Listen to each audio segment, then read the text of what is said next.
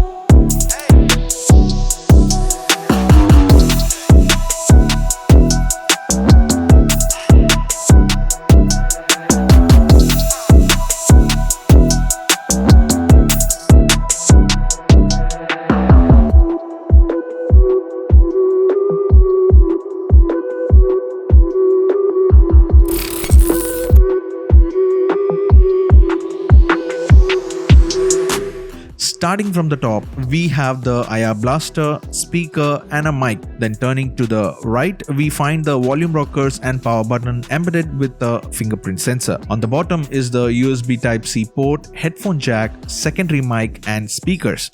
These are dual stereo speakers and they come with high-res audio certification. And finally, on the left, we find the SIM card slot.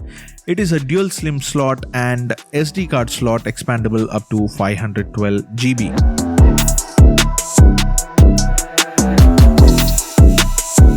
Xiaomi has introduced the new evolved design for the Redmi Note 10 series. The main thing that sets smartphone apart is the camera module at the back. The lenses are in varying sizes and they are all bulged by about 1 mm to the back panel. The device comes in 3 different colors globally, that is the Onyx Gray, Pebble White and Lake Green. As far as I know, the white has a beautiful matte finish which helps to hide the fingerprint smudges, but in my Onyx Gray color we get a glossy finish at the back which is a fingerprint magnet.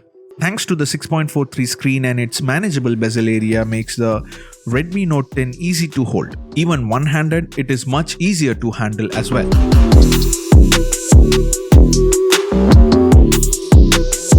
The Redmi Note 10 offers an AMOLED screen in this segment.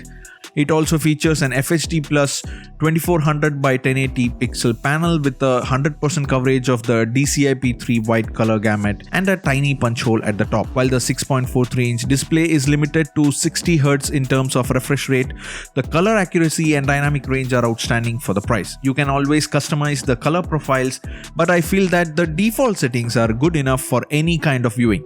HDR10 certification is unsurprisingly missing for this device, but Widevine L1 gives you access to HD content on OTT platforms.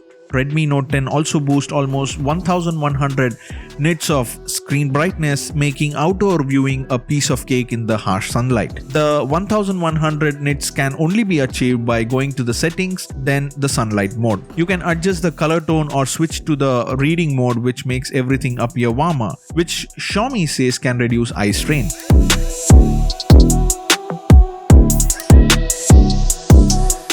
Under the hood is the Qualcomm Snapdragon 678, a newly released upper mid-range SoC which is an enhanced version of the Snapdragon 675. It has 2 Cryo 460 Gold CPU cores running at 2.2 GHz compared to the 2 GHz in its predecessor, and the same 6 Cryo 460 Silver cores running at 1.7 GHz in low power situations. In my testing, Call of Duty runs smoothly at high graphics. I was able to notice some minor stuttering and the back of the phone got warmer after about 15 minutes.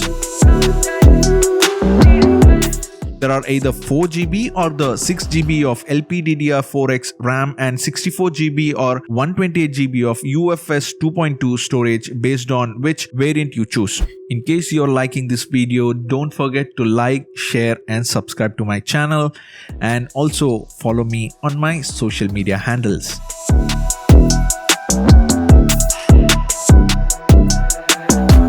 MIUI can be intimidating from the start and is complicated because of the vast array of features and options it offers.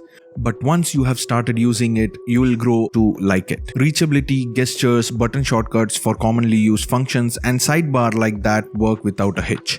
It was good to see Android 11 on budget phone out of the box.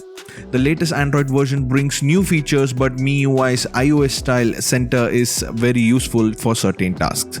Having said that, there is no lack of bloatware in MIUI, and some pre-installed apps continuously request your attention by sending out alerts. Xiaomi claims that the MIUI 12.5 update will include the ability to uninstall most of these bloatware, which is welcome and much needed step. MIUI is also known for being overly aggressive when it comes to killing background apps, while notification from the messaging apps such as WhatsApp came through without a hitch. The only solution is to either pin the apps or disable battery optimization.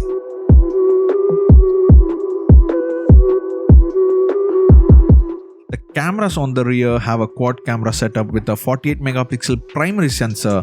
This is a Sony IMX582 along with an 8 megapixel ultra wide angle camera with a 2 megapixel macro camera and a 2 megapixel depth sensor, on the front side of which you get a 13 megapixel selfie camera. By default, the phone takes photos in 12 megapixel. You will need to choose the 48 megapixel setting manually. I find the camera app to be complicated. To use the 48 megapixel mode or macro, you need to head over to more options. The camera output is promising and also amazed me at times. These pictures says that 48 megapixel shots are very good at daylighting conditions, but the drawback is that 48 megapixel mode we don't have those HDR and AI options. The colors do pop and the exposure is good.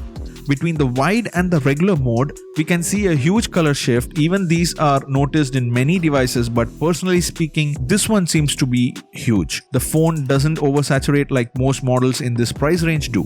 In indoors, details tends to get lost. Pictures become grainy, but colors are still good. Overall, I agree that this area could have been improved. The 2 megapixel macro sensor is that mostly for padding up the camera system. Its output lacks detail, while the distance of the focus is also more at 4 centimeters. Most photos takes too much detail with the macro mode, but the colors look just fine. Turning to the low light photography, the Redmi Note turns out to be excellent. They seem to do well in low light situation as well as in regular lightings.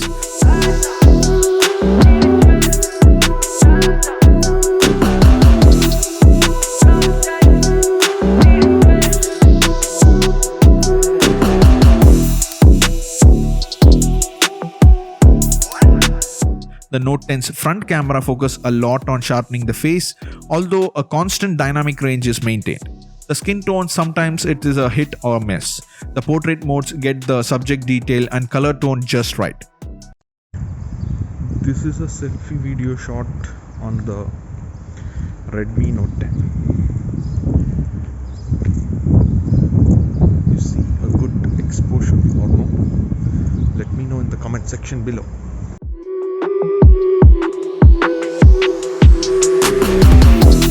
On the other hand, battery life is excellent, and with casual use, the 5000 mAh battery can comfortably get you through an entire day at a full charge and still have some juice left over. Even with heavier use and more applications open in the background as well as some intense gaming sessions, even when the MIUI optimization was switched off, the phone lasted an entire workday. Without a doubt, one of the regular Note 10's strongest point is its battery performance. The included 33 watts charger charges the device in about 70 minutes.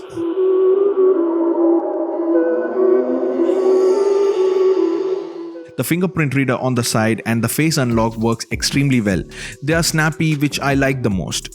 The onboard stereo speakers will make your gaming sessions even more enjoyable. They are placed diagonally on either side of the phone, allowing audio to come from at least one side at all times. However, I would not suggest using them in a noisy environment because the maximum volume is anemic. You can't expect much better at this price. I did not have any issues with the 4G connections and the call qualities. Also, earpiece quality and microphones are also good.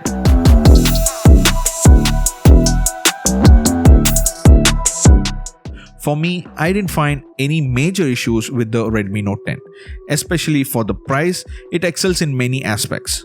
With a few odd anomalies to do aware of, I have found the best budget smartphone in quite a while. While a stunning AMOLED display, nice cameras, fast performing processor and large battery, it's going to be hard to find any other device at this price point. To finally conclude my pros and cons, it has a stunning display, beautiful design, great cameras, fast performing processor, included fast charging 33 watts brake are the pros. And speaking about the cons, macro shoot is not good enough and the haptics are not up to the mark.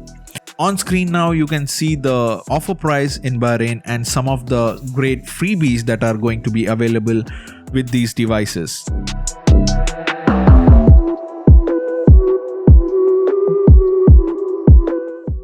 With that, we have come to the end of this video. Give your likes and dislikes based on your thoughts and do share the video with your friends in case they are gonna make their next smartphone purchase. So with that said, thanks for watching. This is Manish signing off.